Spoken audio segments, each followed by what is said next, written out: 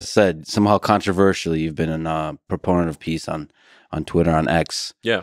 So let me ask you about the wars going on today and to see what the path to peace could be. How do you hope the current war in Israel and Gaza comes to an end? What path do you see that can minimize human suffering in the long term in that part of the world? Well, I think that part of the world is definitely like, if you look up there is no easy answer in the dictionary. It'll be that, like, the picture of the Middle East, in Israel especially. So there is no easy answer. What this is strictly my opinion of, is that the goal of Hamas was to provoke an overreaction from Israel. They obviously did not expect to, have a military victory, but they really wanted to commit the worst atrocities that they could in order to provoke the most aggressive response possible from Israel, and then leverage that aggressive response to rally Muslims worldwide for the cause of Gaza and Palestine, which they have succeeded in doing. So the counterintuitive thing here, I think that the thing that I think should be done, even though it is very difficult, is that I would recommend that Israel engage in the most conspicuous acts of kindness possible. Everything. That is the actual thing that would thwart the goal of Hamas. So in some sense, the degree that makes sense in geopolitics, turn the other cheek, implemented.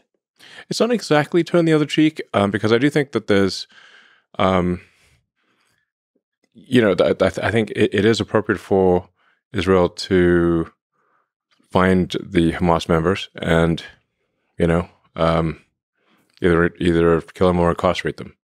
Like that something has to be done, because they're just going to keep coming otherwise. But in addition to that, they need to do whatever they can. There's some talk of establishing, for example, a mobile hospital.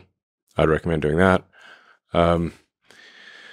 Just making sure that there's food, water, medical necessities, and just be over the top about it and be very transparent, so that people can't claim it's a trick. Like, just put a webcam on the thing, all 24/7. Deploy acts of kindness. Yeah, conspicuous acts of kindness that are unequivocal, meaning they can't be somehow, because Hamas will then, their response will be, "Oh, it's a trick." Mm-hmm. Therefore, you have to counter how is it not a trick. This ultimately fights the broader force of hatred in the region. Yes. And I'm not sure who said it. It's an apocryphal saying, but an eye for an eye makes everyone blind. Now that neck of the woods, they really believe in the whole eye for an eye thing.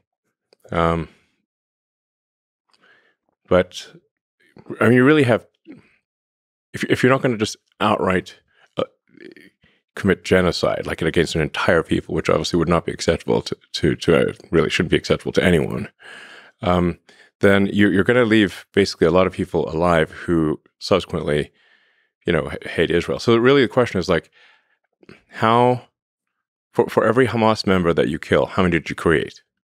Mm-hmm.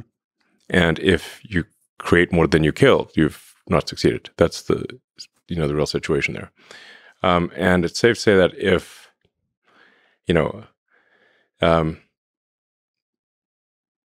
if you kill somebody's child in Gaza,